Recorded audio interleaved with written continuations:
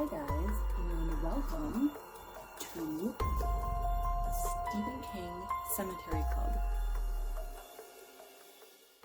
We are on the third short story in Night Shift, which is Night Surf. And this story is like a post-apocalypse type story. It is the short story that sets up the stand. All of the characters in this are young adults that have escaped the A6 or Captain Trips virus that has pretty much decimated the population. And all of them have had a strain of the flu called A2. So if you had A2, you aren't supposed to be getting A6, therefore you are gonna survive. We catch up with these characters. Bernie is our narrator, and they have just sacrificed a man who was sick with A6. They burned him alive on the beach. It's a very, very short story, and the attention to detail is really great.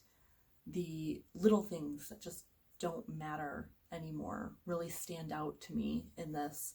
You know, when Bernie is looking in a store window at the abandoned like little knickknacks and things that during happier times we're more than happy to have, or whatever. It doesn't matter anymore. They're just little trifles that have no significance, but the stark realization that these things exist without any people anymore, it's very mind-fucky. It just makes you wonder, like what happens in this kind of situation. What would you do? How would you feel?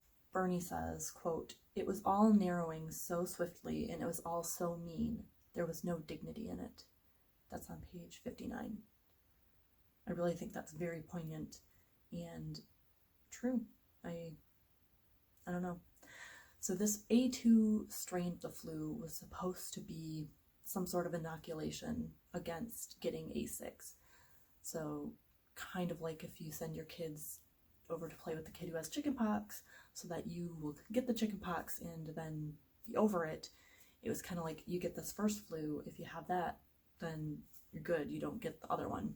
But someone in their group has it.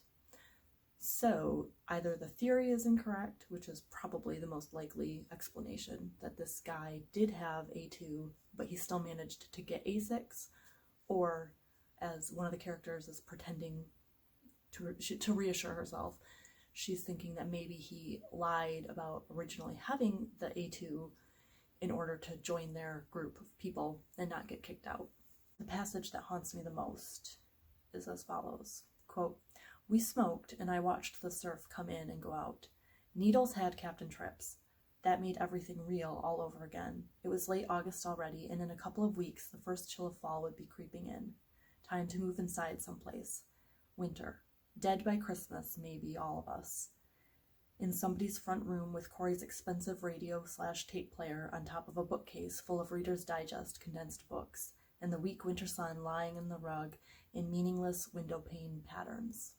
That's on page 56. It's so hauntingly beautiful. I feel like I've been in that room.